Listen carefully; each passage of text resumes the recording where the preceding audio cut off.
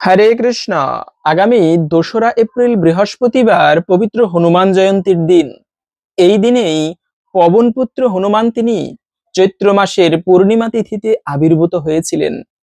এজন্য হনুমানের ভক্তরা এই দিনে বিশেষ ভক্তি ভরে ব্রত করবে, পুজো করবে হনুমানজির। হনুমানের কৃপায় জীবনের সমস্ত সংকট দূরীভূত হয়ে থাকে। এজন্য হনুমানকে সংকট নাশন বলা হয়। পাশাপাশি এই দিন কিন্তু চৈত্রী পূর্ণিমা তিথি। তাই এই চৈত্রী পূর্ণিমার তিথিতে আজকের এ পর্বে আমরা এই হনুমান জয়ন্তীর দিনের বিশেষ মাহাত্ম্য কথা জানব। সেই সঙ্গে পরিবারের দারিদ্রতা দূরীভূত করার জন্য খুবই সুন্দর একটি উপায় আপনি এই দিনে করতে পারেন। এর ফলে পরিবারের দারিদ্রতা পর্যন্ত দূরীভূত হবে মা লক্ষ্মীর কৃপায়। তাই একটা ভিন্ন গুরুত্বপূর্ণ প্রসঙ্গ আজকের এ পর্বে আমরা জেনে নিব। আশা করছি আজকের এই তথ্যগুলো আপনাকে অবশ্যই সমৃদ্ধ করবে।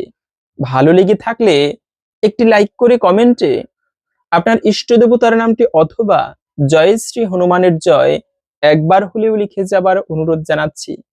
দেখেন, এই হনুমান জয়ন্তীর দিনটি কেন এত বিশেষ মাহাত্ম্যপূর্ণ। স্বয়ং হচ্ছে হনুমানজি পবনপুত্র হনুমান, যিনি পবন দেবতার ঔরসে জন্মগ্রহণ করেছেন। মহাবলশালী এই হনুমান, তার এত শক্তি, জন্ম নিয়েই ভোরবেলা সূর্য উদয় হচ্ছে, এই সূর্যকে ফল মনে করে হনুমানজি এক লাফ দিয়ে তাকে ভক্ষণ করতে যাচ্ছিল। এ হচ্ছে সেই হনুমান, এ হচ্ছে রামের ভক্ত হনুমান। এই হনুমানের মতো শ্রেষ্ঠ কোনো ভক্ত নেই। তাই সেই হনুমানজি যেদিনে আবির্ভূত হয়েছিলেন সেই দিনটি হচ্ছে চৈত্র মাসের পবিত্র পূর্ণিমা তিথি। এই দিনেই স্বয়ং হনুমানজি তিনি এই জগৎ মাঝে আবির্ভূত হয়েছিলেন। এবং এই জন্য হনুমানের যারা ভক্ত রয়েছে তারা বিশেষ ভক্তি ভরে এই দিনটি পালন করবে, হনুমানজির পুজো করবে, ব্রত করবে। কেননা হনুমানকে বলা হয় সংকট নাশন। যেমন ভগবান নৃসিংহদেব, ভক্ত যখন বিপদে পড়ে ভগবানকে স্মরণ করলে ভগবান তখন নৃসিংহদেব রূপে ভক্তকে রক্ষা করে থাকে। আর ভগবানের পরে হনুমান হচ্ছে আর এক দেবতা, যিনি ভক্তকে সমস্ত বিপদ থেকে রক্ষা করে থাকে। এজন্য হনুমানকে সংকট নাশন বলা হয়। বাড়ির সদর দরজায় অথবা মানে প্রধান যে দরজা রয়েছে সেখানে হনুমানের ছবি রাখা, এটা কিন্তু অত্যন্ত মঙ্গলময় এবং শুভ। যাত্রাকালে হনুমানের চিত্রপট দর্শন করা, হনুমান মন্দির দর্শন করা, এগুলো অত্যন্ত শুভ। তো সেজন্য এই হনুমান জয়ন্তীর দিনটি শুধুমাত্র হনুমানের আবির্ভাবের দিন নয়। এই দিনে বিশেষ করে এই হনুমান জয়ন্তীর দিনটি হচ্ছে পূর্ণিমা তিথি। আমরা এমনিতেও জানি যে পূর্ণিমা তিথি বড়ই শুভ দিন। জোয়ারের মতো এই পূর্ণিমার দিনে মানুষের জীবন প্রবাহ প্রাকৃতিক ভাবে সেই ঊর্ধ্বমুখে থাকে।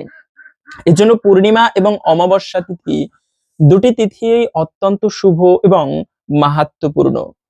তাই এই পবিত্র পূর্ণিমার দিনে সেই হনুমানজি আবির্ভূত হয়েছে। একে তো পূর্ণিমা, দ্বিতীয়ত হচ্ছে হনুমান জয়ন্তী, তৃতীয়ত হচ্ছে আর একটা বিশেষ মাহাত্ম্যপূর্ণ বিষয় হচ্ছে এই পূর্ণিমার দিনেই আবার শ্রীকৃষ্ণের বসন্ত দোলযাত্রা শুরু হয়। দোল যাত্রা ভগবানের বসন্ত রাস যাত্রাও বলা হয়। বসন্তকাল, চতুর্দিক গাছের পাতাগুলো ঝরে পড়ে, নতুন পাতা গজায় গাছে গাছে। ষড়ঋতুর মধ্যে ঋতুরাজ বসন্ত, এই বসন্তের আগমন হয়েছে। চতুর্দিক গাছপালার পাতাগুলো ঝরে পড়ে, নতুন করে সুসজ্জিত হয়। প্রকৃতি নতুন ভাবে সেজে ওঠে, সজীবতায় ভরে ওঠে, চতুর্দিক সবুজ হয়ে ওঠে। তো সেজন্য এই বসন্তকাল, ঋতুরাজ বসন্ত, আর সেই বসন্তের পূর্ণিমা তিথি অত্যন্ত শুভ। বিশেষত যারা মা লক্ষ্মীর কৃপা লাভ করতে চান, আমরা ধীরে ধীরে জানবো এই দিনে পরিবারের দারিদ্রতা দূরীভূত করার জন্য কোন কার্যটি করা উচিত। তবে মা লক্ষ্মীর কৃপায় আপনারা এই দিনে ব্রত করে লক্ষ্মী দেবীরও পুজো করতে পারেন। ভগবান বিষ্ণু এবং মা লক্ষ্মীর একটা সব থেকে প্রিয় দিন হচ্ছে পূর্ণিমা তিথি। পরিবারে অমঙ্গল থাকলে সেক্ষেত্রেও আপনারা পূর্ণিমার দিনে ব্রত করে লক্ষ্মী নারায়ণের পুজো করতে পারেন। এর ফলে পরিবারের দারিদ্রতা পর্যন্ত দূরীভূত হয়ে মা লক্ষ্মীর বিশেষ কৃপা দৃষ্টি কিন্তু লাভ হয়। তাই আপনারা এই পূর্ণিমা তিথি, বৃহস্পতিবার শ্রীকৃষ্ণের রাস যাত্রা, বসন্ত রাস যাত্রা, আবার হনুমান জয়ন্তী, আবার পূর্ণিমা তিথি, সকল কিছু মিলিয়ে অত্যন্ত বিশেষ মাহাত্ম্যপূর্ণ এই দিনটি, তাই আপনারা ভক্তি ভরে পালন করতে পারেন। তবে এই পূর্ণিমা তিথি কতক্ষণ থেকে কতক্ষণ থাকবে? মূলত চৈত্রী পূর্ণিমা শুরু হবে আগামীকাল 1 এপ্রিল বুধবার সকাল 6টা 36 মিনিট থেকে, থাকবে মূলত 2রা এপ্রিল বৃহস্পতিবার সকাল 6টা 48 মিনিট পর্যন্ত। এই সময়টুকুর মধ্যে এই পবিত্র সেই বসন্ত মানে চৈত্রী পূর্ণিমা তিথি থাকবে। তাই উদয়া তিথি মেনে আমাদের এই পূর্ণিমা পালন করতে হবে 2রা এপ্রিল বৃহস্পতিবার। সেই সঙ্গে হনুমান জয়ন্তীও 2রা এপ্রিল বৃহস্পতিবারেই পালন করতে হবে। কেন করবেন এই হনুমান জয়ন্তী পালন? কেননা যদি গ্রহদোষ থাকে, বর্তমানে আমরা গ্রহদোষকে মানি না বা বিশ্বাস করি না, কিন্তু স্বয়ং শনি দেবতা বলেছে যারা হনুমানের ভক্ত হবে তাদের উপরে শনির প্রভাব খাটবে না। এজন্য গ্রহদোষ থাকলেও সেই গ্রহদোষ থেকে পর্যন্ত মুক্ত থাকা যায় হনুমানের পুজো করার মাধ্যমে। শুধু হনুমান পুজো নয়, আপনারা হনুমান চল্লিশা পাঠ করতে পারেন। বিশেষ করে মায়েদের কিন্তু হনুমান পুজো করতে নেই বা হনুমান বিগ্রহ দর্শন স্পর্শ করতে নেই। তো সেক্ষেত্রে মায়েরা আপনারা এই হনুমান চল্লিশা ভক্তি ভরে পাঠ করতে পারেন। যারা প্রতিদিন অথবা প্রতি মঙ্গলবারে হনুমান চল্লিশা পাঠ করে এদের জীবন থেকে অনেক বিপদই নাশ হয়ে থাকে। পাশাপাশি হচ্ছে এই হনুমান কেন এত মাহাত্ম্যপূর্ণ, ভগবান রাম কেন হনুমানকে এত ভালোবাসে, হনুমানের জীবনী থেকেও আমাদের অনেক কিছু শিক্ষার রয়েছে। এই হনুমান এত বড় রামের ভক্ত যে সুগ্রীব তিনি রামের সাথে বন্ধুত্ব স্থাপন করেছে কি জন্য? তিনি বন্ধুত্ব স্থাপন করেছে তার রাজ্য পাবার জন্য, কিন্তু হনুমান সেই স্বার্থের জন্য করেনি বন্ধুত্ব স্থাপন। রামচন্দ্র ভগবান লঙ্কা জয় করেছে, সুগ্রীবকে রাজা করে রাজ সিংহাসন পাইয়ে দিয়েছে। এই রাজ সিংহাসন পেয়ে সুগ্রীব রামকে ভুলে গিয়েছে, হনুমান কিন্তু রামকে ভুলেনি। হনুমান সুগ্রীবের সেই বানর সমাজ ত্যাগ করে তিনি অযোধ্যায় এসেছেন রামের সেবা করার জন্য। এই হচ্ছে হনুমান, এজন্য হনুমানকে শ্রেষ্ঠ ভক্ত বলা হয়। আরো কাহিনী শুনুন। এই একবার অযোধ্যা এসেছে ফিরে রামচন্দ্র ভগবান 14 বছর বনবাস শেষে এসে রামচন্দ্র অনেককে অনেক কিছু দান করতে লাগলো। বাবা দশরথ দেহত্যাগ করেছে তার মঙ্গলের জন্য, দান যজ্ঞ করতেছিল, ব্রাহ্মণদেরকে বিভিন্ন কিছু দান করছিল। তো মা সীতা খেয়াল করলো হনুমান দুঃখিত মনে একটুকু দূরে গালে হাত দিয়ে বসে আছে। তো সীতা মনে মনে ভাবলো যে রাম ভগবান অনেককে অনেক কিছু দিচ্ছে, হয়তোবা হনুমানকে তেমন কিছু দিচ্ছে না, এজন্য হনুমান দুঃখিত হয়ে বসে আছে। তো হনুমানকে মা সীতা ডাক দিল, ডেকে সীতা দেবীর গলায় একটা মুক্তোর হার ছিল, এই হার রামচন্দ্র ভালোবেসে মা সীতাকে উপহার দিয়েছিল।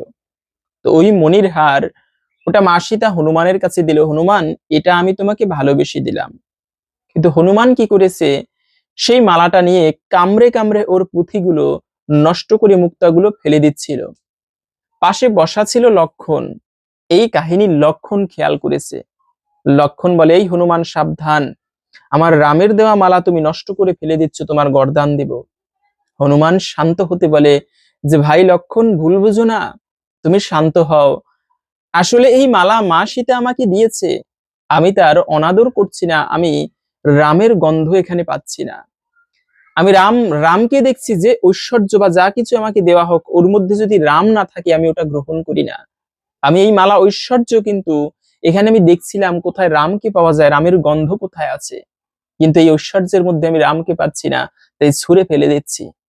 লক্ষণ অহংকার করে বলল, আচ্ছা তোমার এত রাম ভক্তি, তোমার হৃদয়ে এত এত রামের ভক্তি, তাহলে দেখাও তোমার হৃদয়ে রামের বাস রয়েছে। তখন হনুমান নিজের বক্ষ ছেদ করে, বক্ষ বিদীর্ণ করে রাম লক্ষণ সীতাকে দেখিয়েছিল সেই লক্ষণকে। লক্ষণও দেখে অবাক হলো, আমি রামের সেবা করি কিন্তু এই হনুমানের ভক্ত আমিও হতে পারলাম না। এ হচ্ছে হনুমান। এজন্য আপনারা এই হনুমানের পুজো করলে রামেরও কৃপা দৃষ্টি লাভ করা যায়, ভগবান শ্রী রামচন্দ্র প্রসন্ন হয়, কেননা ভক্ত সেবা করলে ভগবানও প্রসন্ন হয়ে থাকে। পাশাপাশি এই পূর্ণিমা তিথি বড়ই শুভ দিন, আর হনুমানকে প্রসন্ন করার জন্য সব থেকে শ্রেষ্ঠ একটি মাধ্যম হচ্ছে যে আপনারা রামের পুজো করতে পারেন, রাম নাম জপ করতে পারেন। কেননা রামের সেবা করার উপরে শ্রেষ্ঠ কোনো সেবা নেই জগতে। আর হনুমান তো আপনা থেকেই প্রসন্ন হবে যদি কেউ ভক্তি ভরে রামের সেবা করতে পারে, রামের পুজো করতে পারে। এজন্য আপনারা ভক্তি ভরে এই পূর্ণিমা তিথিতে যদি পারেন রাম এবং মা সীতার পুজো করতে পারেন। এমনও পাওয়া যায় কোথাও বিপদে পড়লে যদি কেউ মা সীতার নাম স্মরণ করে তবে তার সেই বিপদ থেকে পর্যন্ত সে ব্যক্তি রক্ষা পেয়ে থাকে। বিপদে পড়লে সীতা দেবীর নাম স্মরণ করলে। এজন্য আপনারা বিপদে মা সীতাকে স্মরণ করতে পারেন। লক্ষ্মী দেবীর একটা রূপ হচ্ছে এই সীতা দেবী। তো আসুন এখন আমরা ভিডিওর মূল প্রসঙ্গ জানার পূর্বে প্রথমত এই হনুমান কিভাবে জন্মেছিলেন, কিভাবে তিনি এত শক্তি প্রাপ্ত করলেন, হনুমানের ছোট্ট জীবন কাহিনী আমরা শ্রবণ করি। কেননা যে সময় যেমন রামনবমী আসলে রামের লীলা কথা বা রামায়ণ পাঠ করতে হয়, একাদশী ব্রত আসলে ওই একাদশী ব্রত শ্রবণ করতে হয়, ঠিক তেমনি হনুমান জয়ন্তীর এই বিশেষ মাহাত্ম্য কথা আসুন আমরা শ্রবণ করি। এরপরে ভিডিওর মূল প্রসঙ্গ জেনে নিচ্ছি।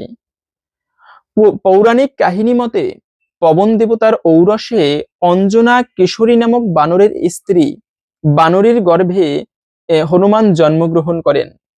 একবার অঞ্জনার রূপে মুগ্ধ হয়ে পবন দেবতা তাকে আলিঙ্গন করেন। এতে অঞ্জনা ক্ষুব্ধ হয়ে পবন দেবতাকে তিরস্কার করলে পবন দেবতা তাকে জানান যে তিনি অঞ্জনার সাথে মনে মনে মিলিত হয়েছেন। তারপরেও এই মিলন থেকে এক পরাক্রান্ত পুত্রের জন্ম হবে। একটা গুহার মধ্যে হনুমানকে প্রসব করেন। এই হনুমান জয়ন্তী উপলক্ষে প্রতি বছর এই তিথিতে কাশীতে মেলা অনুষ্ঠিত হয়ে থাকে।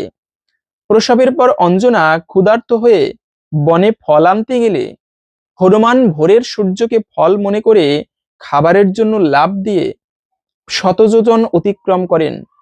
এই সময় পবন দেবতা বাতাসকে শীতল করে দেন। শিশু বিবেচনায় সূর্য তাকে দগ্ধ করা থেকে বিরত থাকেন। সেই দিন রাহু সূর্যকে গ্রাস করতে অগ্রসর হলে হনুমান সূর্যকে ত্যাগ করে রাহুকে গ্রাস করতে উদ্যত হন। রাহু ভয় পেয়ে ইন্দ্রের শরণাপন্ন হন। এরপর ইন্দ্র রাহুকে সাথে করে ঐরাবতে চড়ে সূর্যের কাছে উপস্থিত হন। এবার হনুমান ঐরাবতকে গ্রাস করতে উদ্যত হলে ইন্দ্র বজ্র দ্বারা হনুমানকে আঘাত করেন। ফলে তার হনুর হাড় ভেঙে যায় এবং হনুমান পর্বত শিখরে পতিত হয়ে মৃত্যুবরণ করেন। পুত্রের এই দশা দেখে পবন পর্বত গুহায় প্রবেশ করে পুত্রের জন্য বিলাপ করতে থাকেন। ফলে বাতাসের অভাবে সমগ্র চরাচরে বিপর্যয়ের সৃষ্টি হয়। তখন সকল দেবতা ব্রহ্মার শরণাপন্ন হলে ব্রহ্মা পবনের কাছে উপস্থিত হয়ে হনুমানকে পুনর্জীবিত করেন। পবন খুশি হয়ে আবার বাতাস প্রবাহিত করেন। এই শিশুর হনু বজ্রের আঘাতে ভেঙেছিল বলে এর নাম রাখা হয় হনুমান। এরপর বিভিন্ন দেবতা হনুমানকে বিবিধ প্রকার বর প্রদান করেন।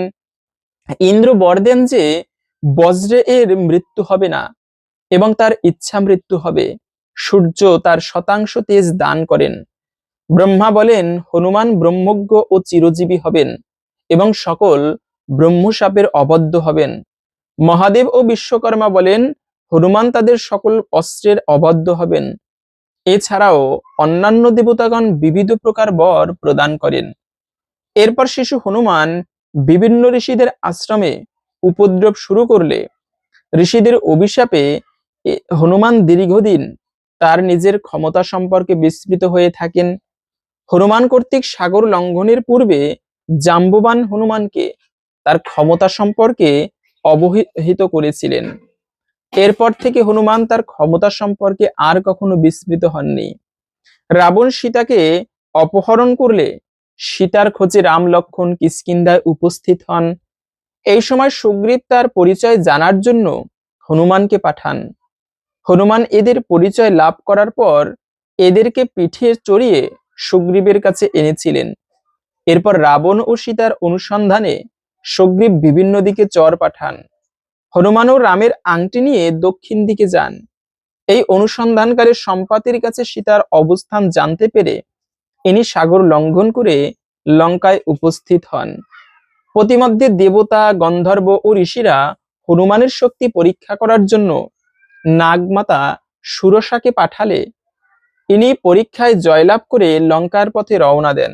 সুরসা রাক্ষস রূপ ধারণ করে হনুমানের পথ রোধ করে বলেন যে দেবতারা তাকে তার খাদ্যরূপে নির্দিষ্ট করেছেন। উত্তরে হনুমান বললেন যে তিনি সীতাকে উদ্ধার করতে লঙ্কায় রামের দূত হয়ে যাচ্ছেন। সীতার সংবাদ রামকে দিয়ে তিনি সুরসার মুখে প্রবেশ করবেন। এরপর সুরসা বলেন যে কেউই আমাকে অতিক্রম করে যেতে পারবে না, এই বর লাভ করেছেন। তারপর হনুমানকে মুখে প্রবেশ করার কথা বলে তার মুখ প্রসারিত করেন।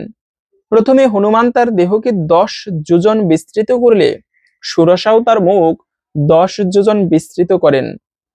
এরপর সুরসা 20 যোজন মুখ বিস্তৃত করে হনুমান 30 যোজন বৃদ্ধিপ্রাপ্ত হলেন। এইভাবে দুইজনেই আয়তনক্রমে বৃদ্ধি হবার সময় হঠাৎ হনুমান নিজেকে অঙ্গুষ্ঠ পরিমাণ আকৃতি ধারণ করলেন। পরে সুরসার মুখে প্রবেশ করে আবার বেরিয়ে এলেন। এরপর সুরসা নিজ মূর্তি ধারণ করে হনুমানকে আশীর্বাদ করলেন। এভাবে করে তিনি পথিমধ্যে সিংহিকা নামক রাক্ষসীকেও বধ করেন।